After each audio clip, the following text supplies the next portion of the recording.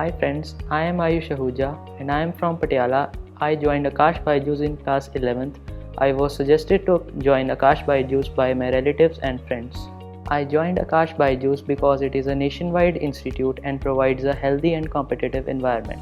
I decided to pursue engineering in class 10th because I was very much fond of maths and was passionate about technology. My parents played a crucial role throughout my preparation.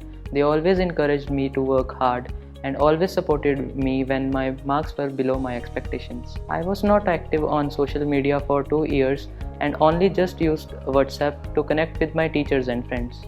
I used to go for a walk or talk to my friends or parents in order to relax myself. Teachers at Akash Byju's are very supportive and regular doubt session helped me to clear my all doubts. Write ds is equal to delta s delta v. This is a state function. JEE के लिए conceptual understanding बहुत important है और उसकी application आना चाहिए।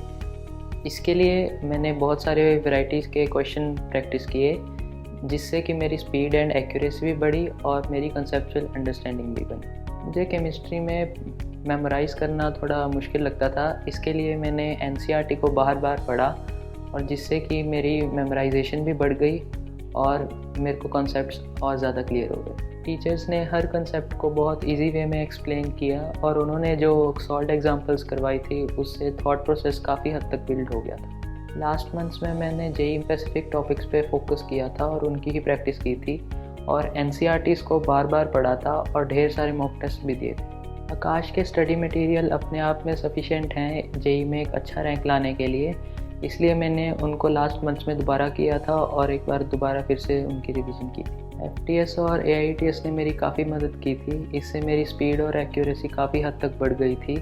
इससे जो ऑल इंडिया रैंकिंग मिलती है उससे आपको पता चल जाता है कि आप ऑल इंडिया लेवल पे कहाँ स्टैंड करते हो और इसलिए हमेशा मोटिवेशन बनी रहती है अपने स्कोर इम्प्रूव करने के लिए। जेई प्रिपरेशन को ऑर्गेनाइज्ड वे में करना चाहिए जिसके लिए टाइम टेबल बनाना बहुत इंपॉर्टेंट है और अपने प्रोडक्टिव आवर्स में ज़्यादा पढ़ना चाहिए जिससे कि आपको चीज़ें जल्दी याद हो जाती हैं। जैसे मेरे केस में मुझे मॉर्निंग में पढ़ना ज़्यादा अच्छा लगता था, इसलिए मेरे को चीज़ें मॉर्निंग में जल्दी याद हो जाती थी। My advice to future JEE aspirants is that they should work hard consistently, they should never hesitate to ask doubts from teachers and they should always try to increase their speed and accuracy by solving a lot of mock tests. Thank you.